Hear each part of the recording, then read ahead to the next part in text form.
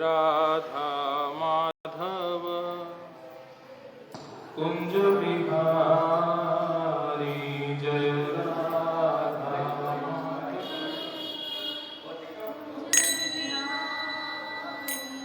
जय राधा माधव जय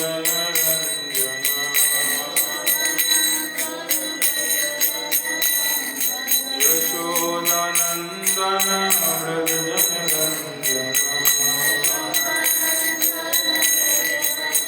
यमुना तीरावनचारी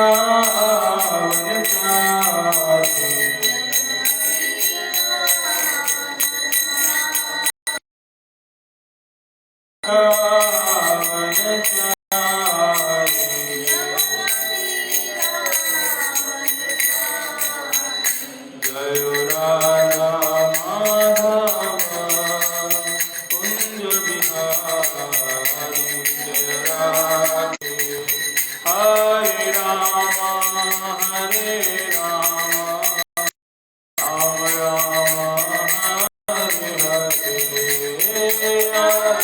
कृष्ण कृष्ण कृष्ण हरे हरे हरे राम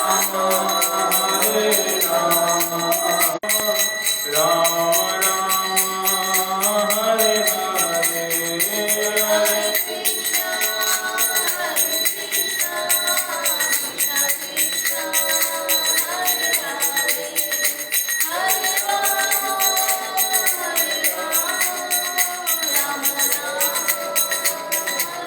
निताई गौर हरि बोल हरि बोल हरि बोल हरि बोल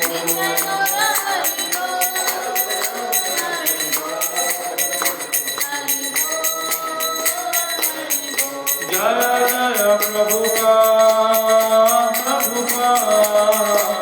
गुरुदेव गुरुदेव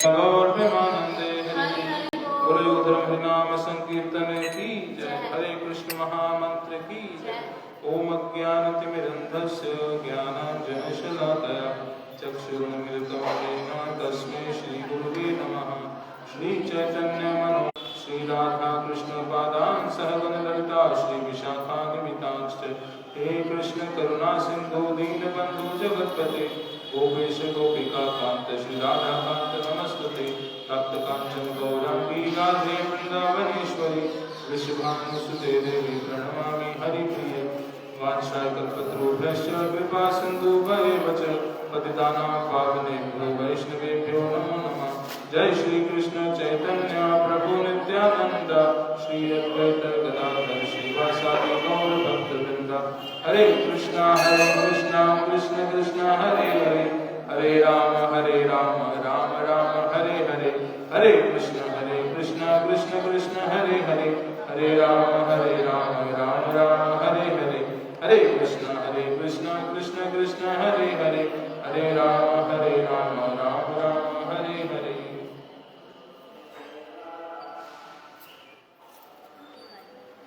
हरे कृष्णा।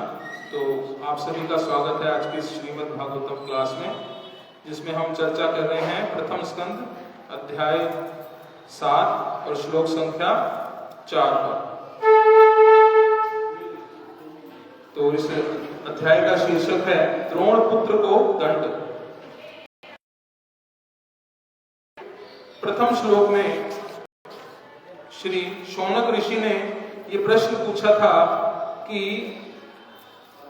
नारद जी के जाने के बाद व्यासदेव जी ने क्या किया। तो ये शौनक ऋषि ने सूत गोस्वामी से प्रश्न पूछा, क्योंकि जो है नैमिषारण्य में सूत गोस्वामी संबोधित कर रहे हैं जगन्नाथ प्रदेश भद्रामी सुदर्शन श्री गौर राधा कृष्ण भगवान की जय।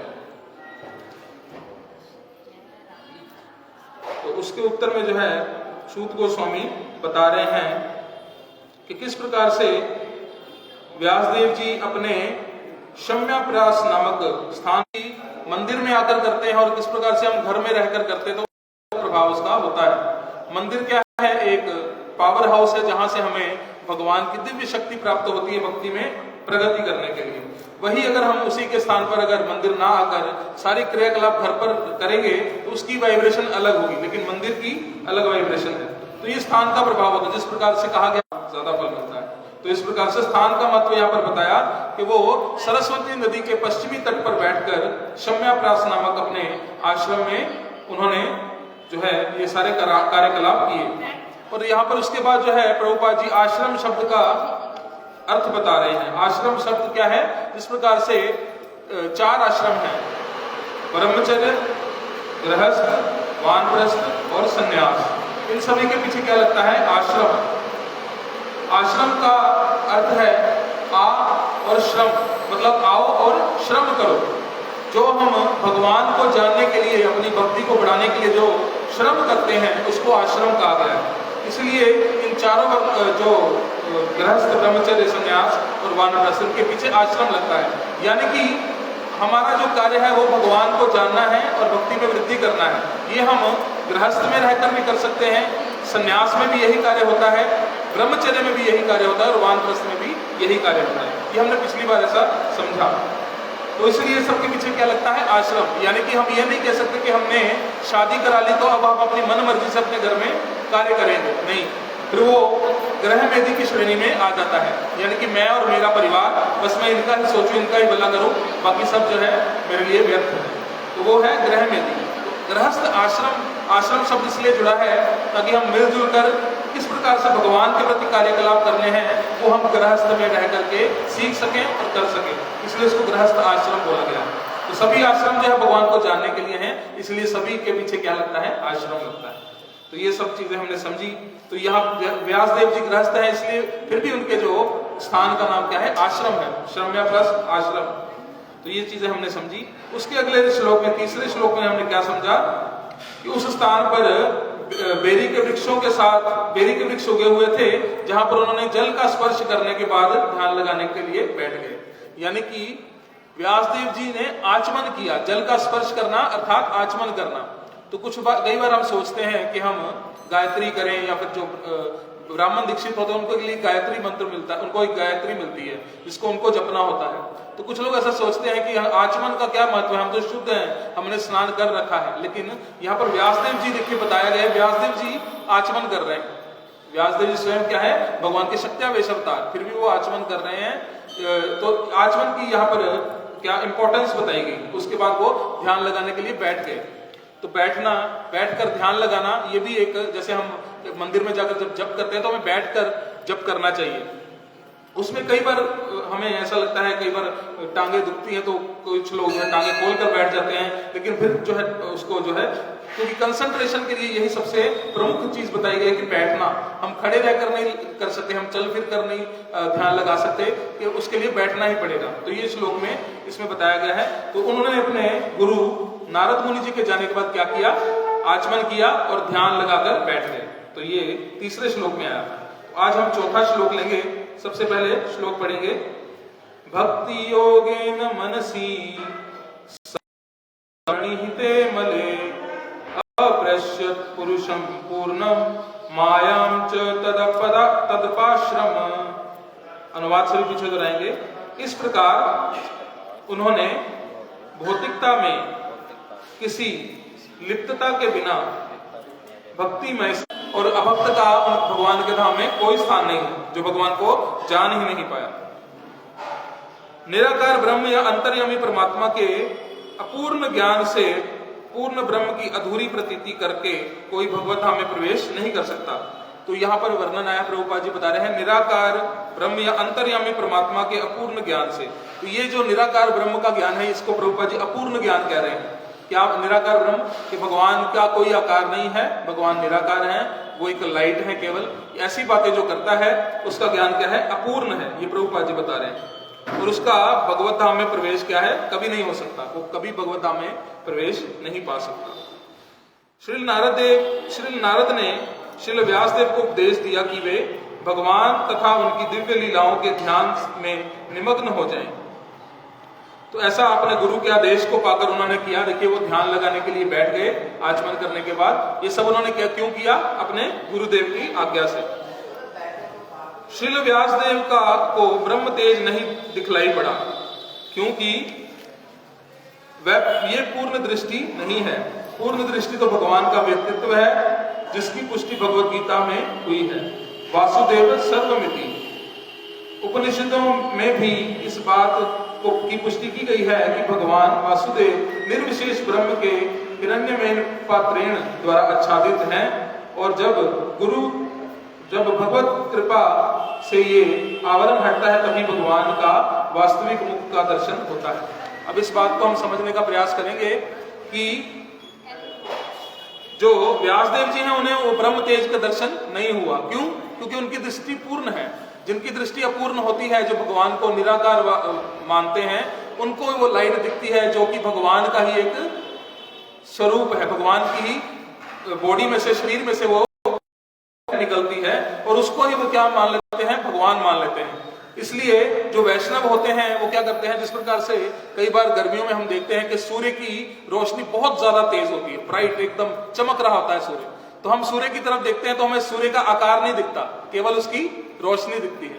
उसी प्रकार भगवान लीन हो जाते हैं, वो भगवान तक कभी पहुंच नहीं पाते, क्योंकि उन्होंने ये सोच रखा होता है कि भगवान केवल लाइट है। और जो वैष्णव होते हैं वो ये सोचते हैं कि भगवान एक व्यक्ति है और उनकी सेवा करना ही हमारा धर्म है, तो इसलिए वो भगवान को देख पाते हैं। जैसे किसी को पता है कि सन की शेप है, सूर्य की शेप है, वो किसी ना किसी तरीके से चाहे गोगल्स लगा के, चाहे अपने आगे कुछ करके, वो भगवान सूर्य का आकार देख ही लेगा, क्योंकि उसको पता है कि सूर्य का आकार होता है। लेकिन जो मूर्ख व्यक्ति है वो केवल प्रकाश देख के कहेगा नहीं अब मुझे कुछ नहीं दिख रहा, ये केवल लाइट है, सूर्य का आकार नहीं होता। तो इस प्रकार से ये बातें वैष्णवगण क्लियर करते हैं। तो इस प्रकार भगवान अपने आप को एक आवरण से ढकते हैं, जिसको कहते हैं हिरण्यमेन पात्रेण। जब भगवान कृपा करते हैं तभी यह आवरण हटता है। भगवान की कृपा के बगैर हम उनके दर्शन नहीं कर पाते, नहीं कर सकते। तो ये यहाँ पर प्रभुपाद जी समझा रहे हैं। पार ब्रह्म को यहाँ पर पुरुष या व्यक्ति कहा गया है। परम भगवान का उल्लेख अनेक वैदिक ग्रंथों में हुआ है, और भगवत गीता में तो पुरुष, तो भगवान पूर्ण पुरुष हैं।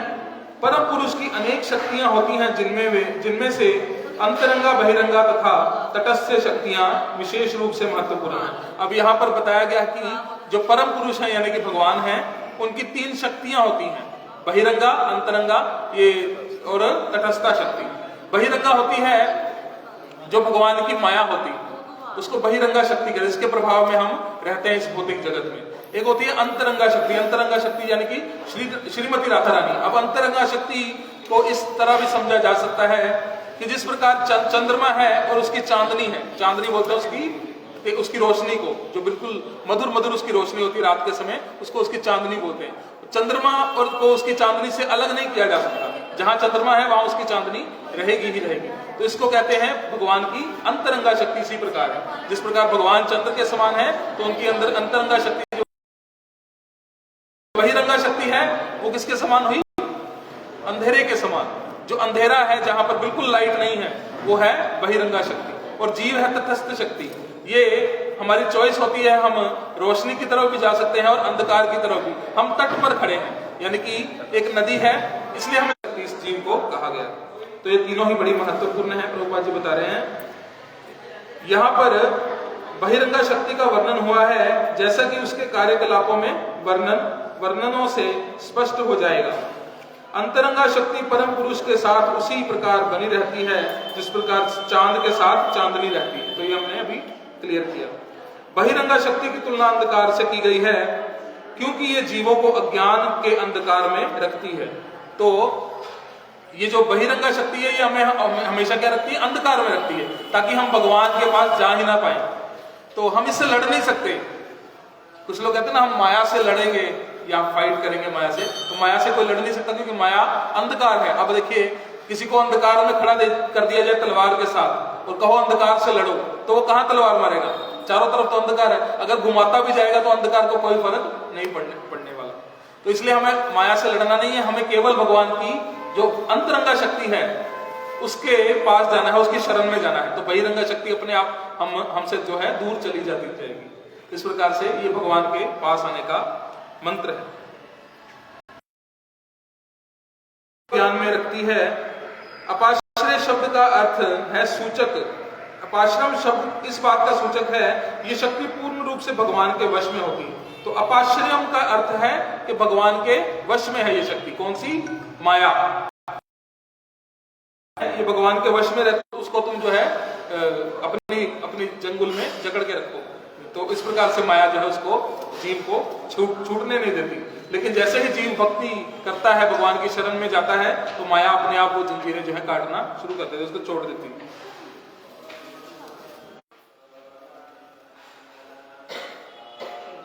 भक्ति में सेवा का तथा भक्ति योग इस अंतरंगा शक्ति का कार्य है। तो जितने भी हम भक्ति के कार्य करते हैं, ये सब कार्य किसके हैं? अंतरंगा शक्ति के। इस प्रकार अपरा शक्ति या भौतिक शक्ति के लिए कोई स्थान नहीं रह जाता। जिस प्रकार आध्यात्मिक प्रकाश के तेज के समक्ष अंधकार का कोई स्थान नहीं मिल पाता। तो वो कहते हैं ना, श्लोक है, कृष्ण सूर्य सम माया है अंधकार, जहां कृष्ण तहाँ नहीं माया अधिकार। तो जहां पर भगवान कृष्ण होते हैं या फिर उनकी शुद्ध भक्ति या फिर भक्ति में सेवा होती है, वहां पर इस माया रूपी अंधकार का कोई स्थान नहीं होता। तो वहां ये माया जो है नहीं रहती। ऐसी अंतरंगा शक्ति निराकार ब्रह्म बोध से मिलने वाले आध्यात्मिक आनंद से भी बढ़कर है। तो जो निराकार बोध से जो आनंद मिलता है, जैसे प्रकाश को हम देखते हैं आंखें बंद करके, और उस लाइट